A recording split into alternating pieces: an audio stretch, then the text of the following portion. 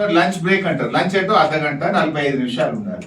ముఖ్యమంత్రి ఢిల్లీకి వెళ్ళి వస్తున్నాడు అని 4 గంటలు మళ్ళీ సభను బెల్లే కొట్టారు. లేదు ఫైనాన్స్ మినిస్టర్ ప్రిపేర్ అయ్యి వస్తారా? అసెంబ్లీలో కూర్చొని ప్రిపేర్ అవుతారా? ఫైనాన్స్ మినిస్టర్ ప్రిపేర్ అవుతుందని టీ బ్రేక్ అంటారు, 3 గంటల దాకా మళ్ళీ బెల్లే కొట్టారు. Is the way of running the house? ఓ రోజు ముఖ్యమంత్రి కేరళ పోతాడు, కేరళకి వెళ్ళి రావాలని ఆపుతారు. ఓ రోజు ఢిల్లీకి వెళ్ళి రావాలని ఆపుతారు. ఓ రోజు ఫైనాన్స్ మినిస్టర్ ప్రిపేర్ కాలేదని ఆపుతారు. ఓ రోజు పెళ్లి ఉందని పోతారు.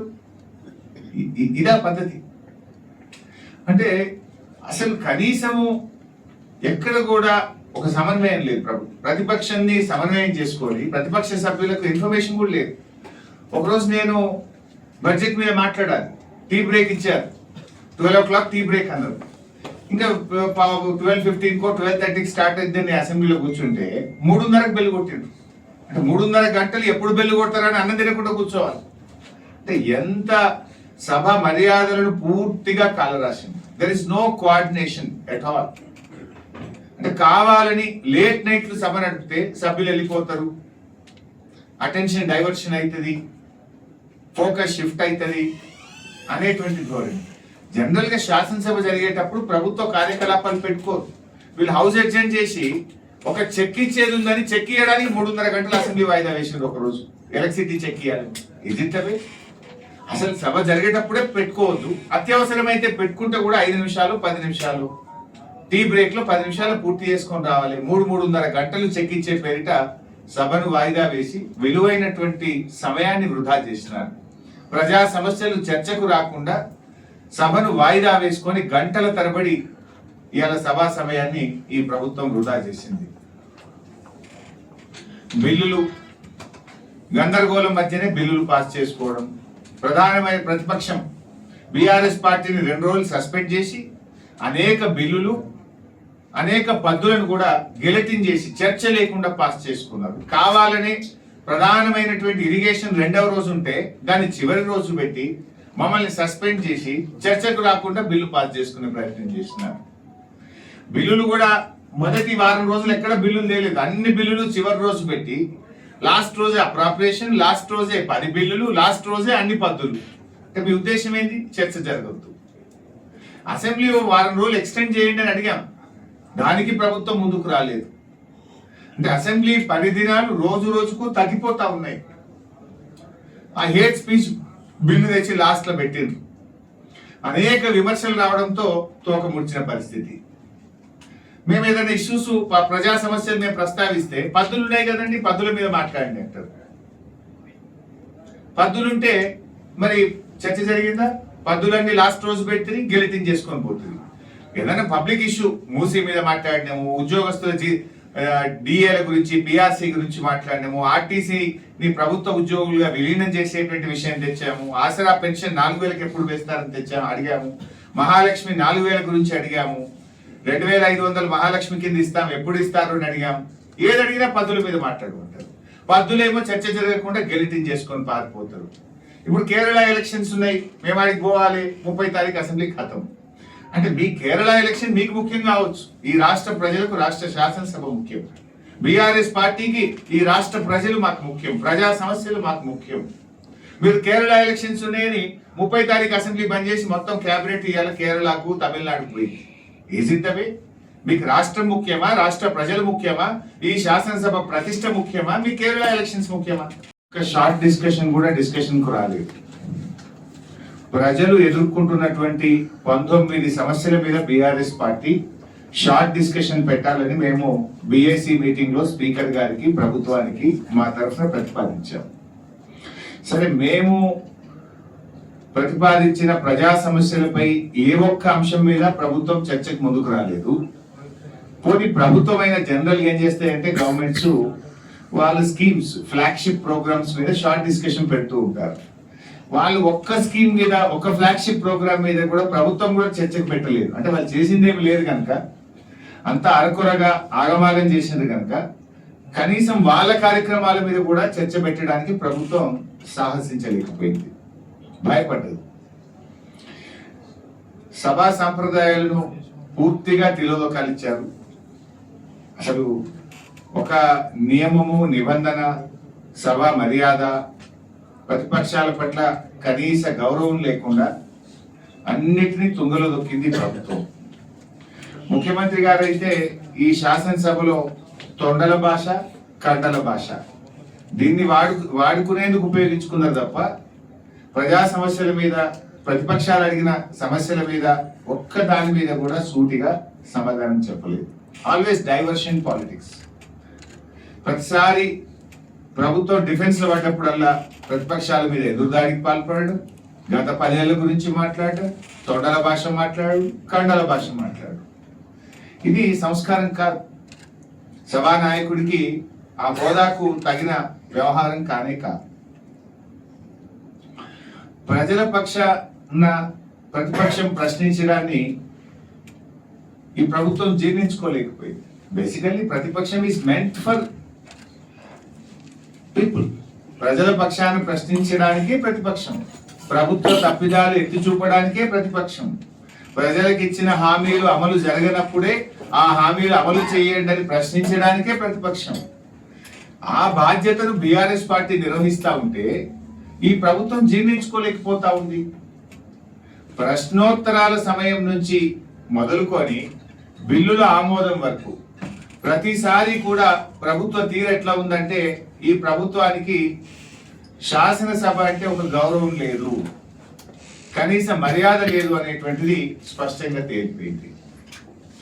మేము ఏదైనా ప్రశ్నలు అడిగితే అసలు ఆ ప్రశ్నలు చర్చకు రాకుండా ప్రయత్నం చేస్తున్నారు. షార్ట్ డిస్కస్ మన మార్నింగ్ క్వశ్చన్ అవర్ ఏదైతే ఉంటుందో మా క్వశ్చన్ 4వ క్వశ్చన్ 5వ క్వశ్చన్ ఉందనుకోండి, ఫస్ట్ క్వశ్చన్ మీదనే గంటన్నర నడుపుడు, ఆ క్వశ్చన్ రాకుండా చేసుడు, లేదంటే ప్రశ్నోత్తరాల సమయాన్ని ఎత్తివేసుడు. గత శాసనసభలో ఎప్పుడు చూసినా బడ్జెట్ రోజు కూడా ప్రశ్నోత్తరాల సమయం ఉండేది, అప్రాప్రియేషన్ రోజు కూడా ప్రశ్నోత్తరాల సమయం ఉండేది. అది basic responsibility of the assembly.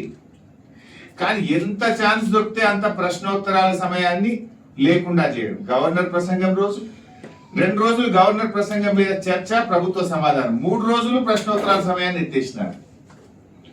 Bhatti గారు బడ్జెట్ ప్రవేశపెట్టినాడు, ప్రశ్నోత్తరాల సమయాన్ని ఎత్తేసినారు. లాస్ట్ 4 days ప్రశ్నోత్తరాల సమయాన్ని ఎత్తే ఆల్ టుగెదర్ 3-4 రోజులు కూడా పెట్టలేదు. సగం రోజులు కూడా ప్రశ్నోత్తరాల సమయాన్ని పెట్టలేదు.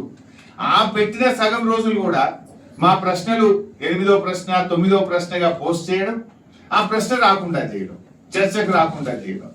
అంటే ఎంత ప్రభుత్వం యొక్క డొల్లతనం, ప్రభుత్వం ఎంత భయపడతా ఉంది అనేది స్పష్టంగా అర్థమవుతుంది. ఇప్పుడు పనిచేసే ప్రభుత్వం అయితే సమాధానం ఉంటే ప్రశ్నల మీద చర్చించాలి కదా, ప్రభుత్వం ముందుకు రావాలి కదా. ప్రశ్నోత్తరాలే లేకుండా ఎత్తివేయడము, వచ్చిన ప్రశ్నలను చర్చకు రాకుండా చేయడం అంటేనే ప్రభుత్వం యొక్క డొల్లతనం, ప్రభుత్వం యొక్క వైఫల్యం చాలా స్పష్టంగా కనబడ్డది. ఏదైనా ఒక మంచి పబ్లిక్ ఇష్యూ మీద డిస్కషన్ జరిగితే శ్రీధర్ బాబు గారు ఏమంటాడు, లేచి వెళ్ళే మినిస్టరు, లేదండి షార్ట్ డిస్కషన్ పెడదాం. మూసీ మీద డిస్కషన్ వచ్చింది. మూసీ అంటే మీరు 10,000 గృహాలు కూలుస్తాము అంటున్నారు, 3,200 ఎకరాలు భూసేకరణ చేస్తామని గవర్నమెంటే గెజెట్ ఇచ్చింది. 10,000 గృహాలు అంటే 50,000 ప్రజల జీవన్మరణ సమస్య. 50,000 ప్రజలు కంటి మీద కునుకు లేకుండా, నిద్రాహారాలు లేకుండా ఉన్న ప్రజల గురించి మాట్లాడదామంటే షార్ట్ డిస్కషన్ పెడదామంటాడు. వస్తుందా షార్ట్ డిస్కషన్? ఒక్క షార్ట్ డిస్కషన్ అని పెట్టిందా? అంటే అప్పటి మందం దాటవేయడానికి షార్ట్ డిస్కషన్ పేరిట దాటవేయడం, పక్కదో పట్టించడం, పారిపోవడం, ఇది ప్రభుత్వ విధానం. సమయం సరిపోతలేదు, అసెంబ్లీ 10 దినాలు పెంచండి అంటే 10 దినాలు పెంచరు. 3 గంటలు 4 గంటలు సభను వాయిదా వేసుకొని చర్చ జరగనియ్యరు. ఇంకా ఇది చాలదు అన్నట్టు ఆటలు నాటకాలు. అంటే మీ సభా సమావేశాలు జరగకుండా మీ సరదాలు తీర్చుకోవడానికి సభను గాలికి వదిలేసినారు. సభా సమయాన్ని వృధా చేసినటువంటి ప్రయత్నం చేసినారు. పొంగులేటి గారి అవినీతిని మేము సాక్ష్యాధారాలతో సహా బయట పెడితే ప్రజల దృష్టి మరల్చడానికి డైవర్షన్ పాలిటిక్స్. సభా సంఘం అడిగితే దాని విలువే లేదు, ఏ సభా సంఘం పనికిరాదు.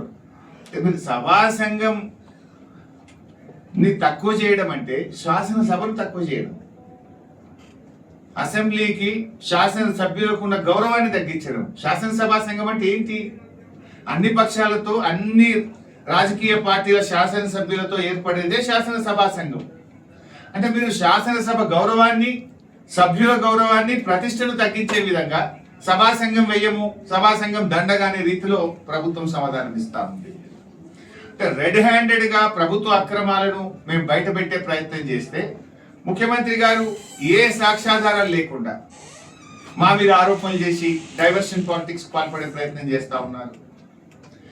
అవినీతి నుండి మంత్రి గారిని కాపాడడానికి 2 రోజుల పాటు బీఆర్ఎస్ పార్టీ ఎమ్మెల్యేలను సస్పెండ్ చేసి బిల్లులను గెలటిన్ చేసి పాస్ చేసుకొని పోయింది. అసెంబ్లీ నాటకాలు బయట నాటకాలు నడిపేది 2 రోజులు. మేముంటే వాళ్ళ ఆటలు సాగవని వాళ్ళను మేము ప్రశ్నిస్తామని మమ్మల్ని సస్పెండ్ చేసినారు. ఇలా ముఖ్యమంత్రి గారు బట్టి విక్రమార్క గారు ఉప ముఖ్యమంత్రి గారు మా బడ్జెట్ చింపుతారా అని మాట్లాడే ప్రయత్నం చేస్తా ఉన్నారు. ఎస్, చింపినాం. ఎందుకు చింపినాం? మీ బడ్జెట్ లో ఏమి లేదు డొల్ల కనుక మీ బడ్జెట్ కాయిదాలు చింపి మా నిరసన తెలియజేసినాం. బడ్జెట్ లో మీరు ప్రజలకు ఇచ్చిన 6 గ్యారెంటీలు లేవు గనక చింపి మా నిరసన తెలియజేసినాం. మీరు పెట్టింది 3వ బడ్జెట్, ఇక మిగిలింది 1టే బడ్జెట్. మీకు మీ ప్రభుత్వం గెలిచిన దాంట్లో 3.5 సంవత్సరాలు అయిపోతుంది ఈ బడ్జెట్ తో. ఇక మిగిలేదు 1టే బడ్జెట్. 100 రోజుల్లో 6 గ్యారెంటీలు అమలు చేస్తామని మొదటి గ్యారెంటీ అవ్వాతాతలకు 4,000 పెన్షన్ మీరు 3 బడ్జెట్లలో పెట్టలేదు. 1 కోటి మంది మహిళలకు నెల 2,500 ఇస్తామని 3 బడ్జెట్లలో పెట్టలేదు. మహిళలకు మోసం, అవ్వాతాతలకు మోసం, రైతులకు మోసం, నిరుద్యోగులకు మోసం, విద్యార్థులకు మోసం, రాష్ట్ర ప్రజలందరినీ మీరు మోసపు చేసింది కనుక మీ మోసాన్ని తెలియజెప్పడానికి బడ్జెట్ పుస్తకాలు చింపి నిరసన తెలియజేసినాం. చెవులో పూలు పెట్టుకొని నిరసన తెలియజేసినాం. ఇంట్లో తప్పెట్లయితుంది? మీరు ఎవరి చెవులలో పూలు పెట్టిండ్రు? మీరు 6 గ్యారెంటీలు 100 రోజుల్లో అమలు చేస్తామని చెప్పి మీరు కదా ప్రజలకు చెవులలో పువ్వులు పెట్టినారు. మీరు కదా ప్రజల్ని మోసం చేసినారు. అందుకే ప్రజలకు మీరు చేసిన మోసాన్ని మిమ్మల్ని నిద్రలేపడానికి, మిమ్మల్ని తట్టి లేపడానికి, మీ మోసాలను మీకు అర్థం చేయించడానికి వినూతన రీతిలో చెవులో పువ్వులు పెట్టుకుని నిరసన తెలియజేసినాం. What is wrong in this? Bhatti గారితో మాకు గెట్టు పంచాయతీ ఉందా? బట్టి గారితో మాకు వేరే పంచాయతీ ఉందా? వ్యక్తిగతం మాకేం లేదు కదా. ఇట్ ఈస్ నాట్ విత్ బట్టి గారు, it is with the government. Because is being the finance minister, definite గా అడుగుతాం కదా. ఆర్థిక మంత్రిగా బడ్జెట్ ను ఆయన ప్రవేశపెట్టినారు కనుక ఈ ప్రభుత్వాన్ని ప్రశ్నిస్తున్నాము, ఆర్థిక మంత్రి గారిని ప్రశ్నిస్తున్నాం తప్ప అది వ్యక్తిగతంగా మేము బట్టి గారిని ప్రశ్నించడం కాదు కదా. It is the fight with the government on behalf of the people of Telangana. తెలంగాణలోని ప్రజల పక్షాన ప్రజల గొంతుకగా బీఆర్ఎస్ పార్టీ పనిచేసిందే తప్ప బట్టి గారితో గెట్టు పంచాయతీతో ఇంకో వేరే పంచాయతీ మాకు లేదు. ఇప్పుడు ముఖ్యమంత్రి గారు అసెంబ్లీ స్టార్ట్ కాకముందు ఏమన్నాడు? కృష్ణా గోదావరి జలాల మీద అసెంబ్లీలో చర్చిద్దాం, మాట్లాడదాం, తేల్చుదాం అని పెద్ద పెద్ద బీరాలు బలికేడు. మరి ఎందుకు మాట్లాడలేదు? కృష్ణ మీద మాట్లాడలే, గోదావరి మీద మాట్లాడలేదు, చివరికి ఇరిగేషన్ పద్దు మీద కూడా మాట్లాడలేదు. ఇరిగేషన్ పద్దు కూడా చర్చ లేకుండా గిలటిలో పాస్ చేసుకున్నారు.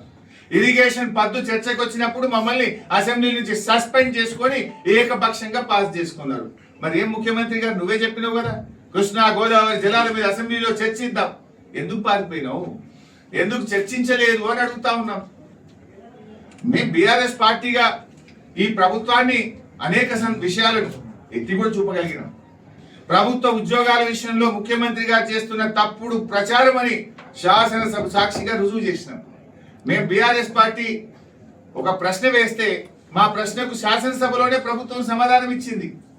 మేము ఇచ్చిన ఉద్యోగాలు 60,000 కాదు 16,000 ఉద్యోగాలే కాంగ్రెస్ పార్టీ ఇచ్చిందని శాసనసభలో ప్రభుత్వ సమాధానం ద్వారా స్పష్టమైంది. అసెంబ్లీలో మేము అడిగినాం, ఈ ప్రభుత్వం వచ్చినాక నోటిఫికేషన్ ఇచ్చినాయి, ఈ ప్రభుత్వం వచ్చినాక నోటిఫికేషన్ ఇచ్చిన ఉద్యోగాలు ఎన్ని అంటే 16,000 అని సభలో ప్రభుత్వమే సమాధానం ఇచ్చింది. అంటే ముఖ్యమంత్రి ఈ 60,000 చెప్పేటి అన్ని కాకి లెక్కలు, అవన్నీ బీఆర్ఎస్ ప్రభుత్వం ఇచ్చినవి అని ఇవాళ శాసనసభలో బీఆర్ఎస్ పార్టీ తేట తెల్లం చేసి కలిగింది. నిరుద్యోగుల పక్షాన బీఆర్ఎస్ పోరాడింది, ఈ ప్రభుత్వాన్ని నిలబెట్టింది. మీరు అబద్ధాలు మాట్లాడుతున్నారు, 2 లక్షల ఉద్యోగాలు ఇవ్వలేదు అనేటువంటి విషయాన్ని చాలా గట్టిగా బలంగా మేము వినిపించగలిగాం. మేము నిరుద్యోగుల యొక్క ఆకాంక్షల్ని గట్టిగా ప్రశ్నించగలిగినాం. అదేవిధంగా బీసీల 20,000 కోట్ల బడ్జెట్ కానీ, బీసీ వెల్ఫేర్ బోర్డులు, వివిధ కుల సంఘాలకు అదేవిధంగా బీసీ కార్పొరేషన్ కు కేటాయించిన నిధులలో ఒక్క పైసా కూడా ఈ 2.5 ఏళ్లలో ఖర్చు చేయలేదు అనే విషయాన్ని కూడా బీఆర్ఎస్ పార్టీ ఈ కాంగ్రెస్ ప్రభుత్వాన్ని ముద్దాయిగా నిలబెట్టింది. బీసీల గొంతుకగా ఇవాళ బీఆర్ఎస్ పార్టీ పనిచేసింది. అదేవిధంగా దళితుల మీద కూడా రేవంత్ రెడ్డిది కపట ప్రేమ అని ఎస్సీ